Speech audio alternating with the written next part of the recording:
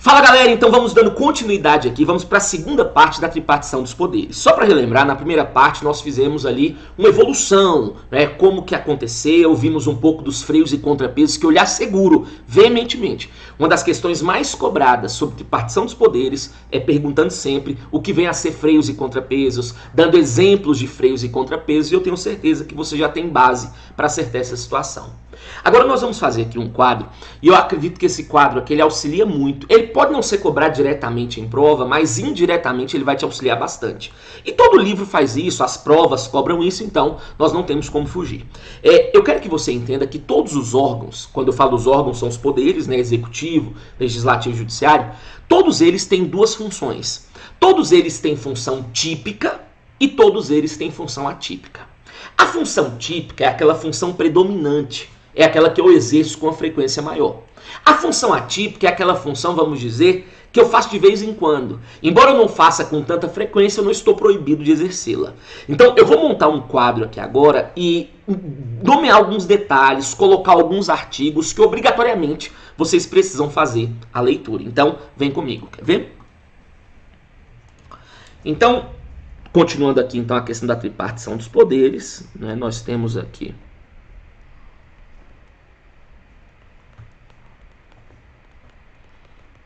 os poderes,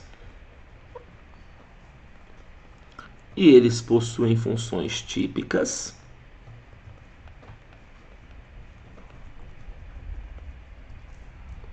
e funções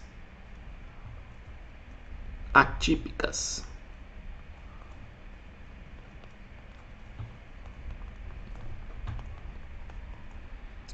Muito bem, pessoal. Nós vamos começar colocando aqui as funções típicas. Eu costumo falar que nós já estamos mais acostumados com as funções típicas, né? E aí depois que eu colocar as funções típicas de todos eles, nós entramos para as funções atípicas. Vamos começar aqui então falando do poder legislativo. Para alguns, o poder legislativo ele é tido como privilegiado. Para outros, ele é tido, vamos dizer, como prejudicado. Por quê? Porque o poder legislativo, observem, ele tem duas funções típicas e funções de igual importância, cumpre ressaltar. Nós estamos muito acostumados ao ver o legislativo legislando, né, criando lei ordinária, lei complementar, fazendo uma emenda constitucional. Então nós estamos vendo o tempo todo ele exercendo a função legiferante do Estado. Só que ele também tem uma função típica, uma outra, que na verdade, quando o legislativo nasceu, ele não nasceu para legislar, ele nasceu para fiscalizar, né? E aí o que acontece? Depois que essa função de legislar toma conta. Então, vem aqui comigo, por favor. Então, o poder legislativo, ele possui duas funções típicas. Saiu aqui, vamos lá. Então, vamos lá. O poder legislativo, então, cabe a ele legislar e também fiscalizar. Mas vamos lá. Quando eu falo de legislar, eu já quero que você tome cuidado com esses artigos aqui, ó, do 59 ao 69 da Constituição. E como eu falei, ele vai legislar e ele vai também fiscalizar. E eu vou dar dois exemplos aqui para conversarmos um pouco, né? O primeiro é o artigo 58, parágrafo 3º. E o segundo é ali dos artigos 70 ao 75. Mas lendo só os 70 já me satisfaz nesse primeiro momento. Então vamos lá.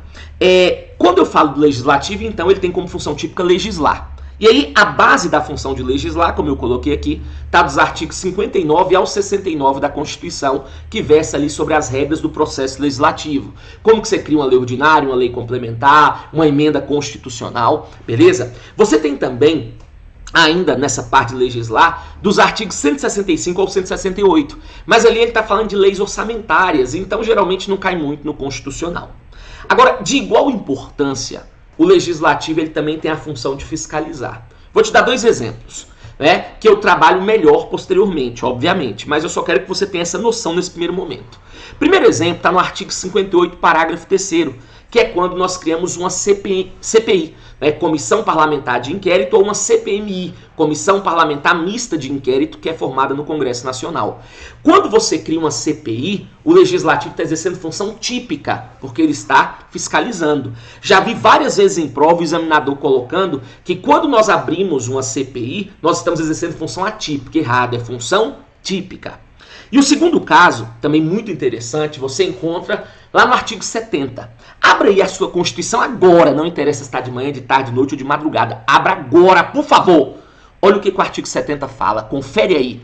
Ele fala assim: a fiscalização contábil, financeira, orçamentária, operacional e patrimonial da União e da administração direta e indireta, com relação à legalidade, legitimidade, economicidade dos atos, aplicação de prevenções e renúncia de receitas, compete ao Congresso Nacional, na forma do seu controle externo e mediante o controle interno integrado de cada um dos poderes. Confira aí se é esse mesmo texto. Aqui é Aroeira, bebê. Aqui nós decoramos é tudo mesmo. O pau quebra aqui na Premiere.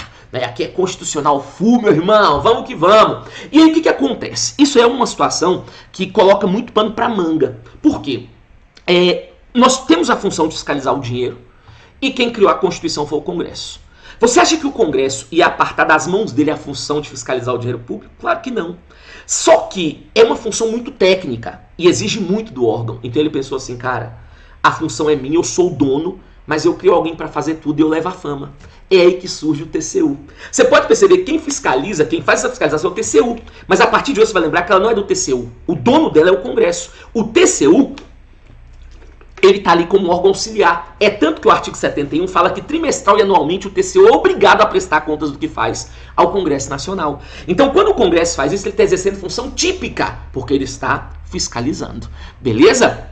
Tranquilo? Ficou claro isso? Mesma situação repete-se nos estados, no DF. Por exemplo, aqui no DF, nós temos a função nas mãos da Câmara Legislativa, que conta com o auxílio do Tribunal de Contas do DF. Então, dessa forma, eu mostrei para você que o Legislativo ele tem duas funções típicas. Cabe a ele legislar e fiscalizar. No segundo ponto aqui, nós temos o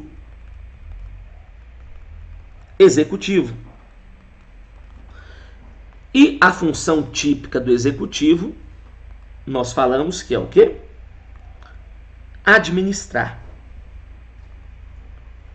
Professor, o que eu vou entender por administrar, sendo bem objetivo? Administrar nada mais é que você cuidar de pessoal, bens e serviços. Então, sempre que você cuida de pessoal, de bens e de serviços, você está exercendo função de gestor, você está exercendo função administrativa. E, para fecharmos aqui as funções típicas, nós temos o Judiciário, que tem como função típica julgar. É isso? Ou seja, dirimir, resolver os conflitos inerentes ali às relações sociais. Então, dessa forma, nós colocamos algo que nós já estamos acostumados, nós colocamos a função típica de cada um deles, né? Só que, além das funções típicas, eles também têm funções atípicas. Então, perceba, se de forma típica o legislativo legisla e fiscaliza, de forma atípica ele vai administrar e julgar, ou seja, a minha função típica vira função atípica dos outros. Então, vem aqui comigo, vou até trocar aqui a cor. Então, o legislativo de forma atípica, ele administra. Vamos dar um exemplo aqui do legislativo administrando? Realização de licitação.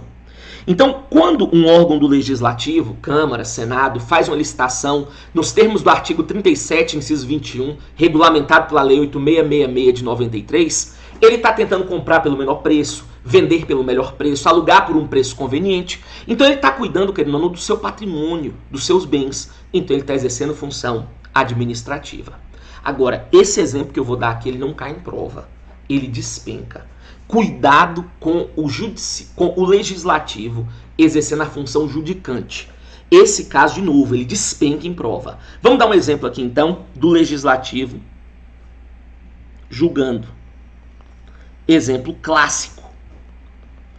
Artigo 52, incisos 1º e 2º da Constituição Federal. O artigo 52 fala que compete privativamente ao Senado, né? E nos incisos 1º e 2º ele fala julgar nos crimes de responsabilidade autoridades como presidente, vice-presidente da República, procurador-geral da República, ministros do STF, conselheiros do CNJ, do CNMP. Então cuidado, quando Dilma, por exemplo, pegando um exemplo aqui, ela sofreu impeachment, ali foi fruto de um julgamento. Mas quem julgou Dilma como de praxe, como de costume, não foi o judiciário, foi o legislativo. Então ali ele estava exercendo uma função atípica, uma função judicante. Executivo, se de forma típica ele administra, de forma atípica ele vai legislar. E aí nós temos dois exemplos interessantes aqui. Artigo 62 e 68 da Constituição. O artigo 62 fala sobre a medida provisória, né? Ele fala que em caso de relevância e urgência o presidente da República poderá editar medida provisória com força de lei, devendo submetê-la de imediato ao Congresso. Né? Então, quando o presidente ele edita um MP, ele está exercendo função atípica. E também a lei delegada. A lei delegada é uma lei sem futuro, eu costumo falar. Porque ela é uma lei criada pelo presidente com autorização do Congresso. Só que peraí, para que o presidente vai pedir autorização do Congresso para criar uma lei se ele tem nas mãos dele a medida provisória, que produz o efeito imediato, sem ter que ficar passando por esse pedido, sem saber ao certo se vão responder, né? Mas esses aí são dois casos do executivo legislando. Executivo julgando. O executivo, você tem que entender que ele só julga o que chamamos de contencioso administrativo. Ou seja, ele só julga questão externa, interna. Ele só julga contencioso administrativo. Exemplo clássico que nós temos é o PAD, o processo administrativo disciplinar, que é de onde ali resulta a demissão de um servidor. E é aqui que eu vou entrar no embate. Vou até tomar uma aguinha porque eu gosto desses embates. Você vai encontrar professor falando que o executivo não julga. Eu posso afirmar que o executivo não exerce jurisdição. Agora que ele julga, ele julga. Porque, espera aí, se eu demito uma pessoa, eu tô decidindo o futuro dessa pessoa? Então eu tô julgando.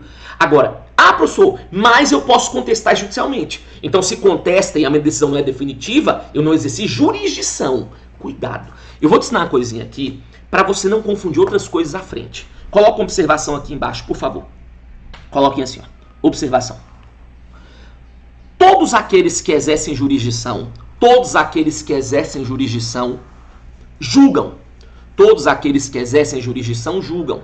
Porém, nem todos os que julgam exercem jurisdição. Porém, nem todos os que julgam exercem jurisdição. Exemplo clássico, CNJ, o famoso Conselho Nacional de Justiça. Vou te explicar. Jurisdição é quando você julga e a sua decisão tem pelo menos a possibilidade de tornar-se definitiva. Se ela pode tornar-se definitiva, eu falo que você exerceu jurisdição. Por isso que eu posso falar que o juiz de primeira instância exerce jurisdição. Porque se você não recorrer no prazo, transita em julgado. Certo? Então eu posso afirmar que eles exercem jurisdição. Agora, o CNJ. Direto cai em prova que o CNJ não exerce jurisdição. E aí quando você liga a televisão na TV Justiça, o tempo inteiro você vê o CNJ julgando. E você não entende. Mas, professor, como assim? Todos aqueles que exercem jurisdição julgam. Mas nem todos os que julgam exercem jurisdição. É o caso do CNJ. Toda e qualquer decisão tomada pelo CNJ pode ser modificada pelo Supremo Tribunal Federal. Então ele julgou, mas como a decisão dele não pode tornar-se definitiva, ele não exerceu jurisdição. É o caso do Executivo. Executivo julga, mas ele não exerce jurisdição porque a decisão dele pode ser contestada lá no Poder Judiciário. Ok? Só para ficar lindo. Aqui vocês vão aprender tudo minuciosamente, bebê. E o judiciário. Se de forma típica o judiciário julga, de forma atípica ele administra. Por exemplo, na realização de um concurso público. Já profetiza aí você sendo aprovado em um concurso do judiciário, STF, STJ, TJ, DFT. Vai dar certo, meu irmão, vai dar certo. Você está fazendo o porquê dá certo. Você está aqui, assistindo aula constitucional com o lindão do professor Orlando Júnior, né? E aí você também tem ali a função dele legislando, né? Caso clássico, regimento interno, né? O caso mais cobrado em prova desde as priscas eras. Regimento interno é quando você está ali legislando. Então veja aqui, nós já vimos a evolução da teoria da tripartição dos poderes, vimos que eles exercem funções típicas e atípicas, e para fechar o artigo 2º, e darmos continuidade ainda nos princípios fundamentais, eu vou colocar uma última situação para você, que eu já vi sendo cobrado em prova punk. Alguns chamam essa teoria de tripartição dos poderes. Outros vão chamá-la de separação dos poderes. Tanto faz. Os dois nomes estão errados. Como assim, professor? Deixa eu te explicar. O filho é meu. Eu dou o nome que eu quiser. Pode não ser o nome mais bonito, mas eu que fiz o menino. Foi o que aconteceu aqui. Deixa eu te explicar. Ninguém triparte poder. O poder, ele sempre foi e sempre será uno, indivisível e indecomponível. Ninguém quebra poder em três. O poder sempre foi e sempre será um. Você não quebra poder, você quebra função. Então o nome certo seria tripartição das funções e não dos poderes. Agora vem cá. O meu objetivo é você raciocinar a título de prova. Vem o examinador e coloca, gente, de acordo com a teoria da tripartição dos poderes, errado, para. Tem a teoria ou não tem? Tem a teoria. Então, considera. De acordo com a teoria, beleza, a teoria é minha, eu dei esse nome. Agora, olha o que caiu uma vez na ESAF. Eu cito a ESAF porque a ESAF era uma banca muito safada. A ESAF uma vez colocou bem assim. Porque atualmente no Brasil, pelo fato do poder ser tripartido, olha que pergunta capciosa. Atualmente, ele quis que você pensasse em 1824, que você tinha 4 poderes. 4 órgãos. Atualmente, o poder é tripartido errado. Poder é tripartido coisa nenhuma. O poder é apenas um. Você triparte as funções. Então, de novo, uma coisa é você falar sobre a teoria da tripartição dos poderes. Ok? Agora, outra coisa é você falar que o poder é tripartido. Isso não existe. Então, tá com observação aí para fecharmos esse bloco com chave de ouro, bebê! Vamos lá. Animação total, doido! Que o pau quebra. Coloque assim, ó. O poder é uno, indivisível e indecomponível. O poder é uno, indivisível e indecomponível. Sendo tripartida as funções. Sendo tripartida as funções. Beleza? Então, dessa forma, nós fechamos aqui a tripartição dos poderes. Conversamos um pouco acerca do artigo 2º da Constituição. Lembrando, todos esses artigos que eu coloquei aqui, eu não coloquei para o seu caderno ficar bonito. Se tá feio ou bonito não é problema meu, eu quero que você acerte em prova. Então, termine essa aula aqui e já leia logo esses artigos, porque cada vez mais você tem que estar mais bem sedimentado com base na literalidade da Constituição Federal. Um grande abraço, sou Ouro da Bahia e até a próxima.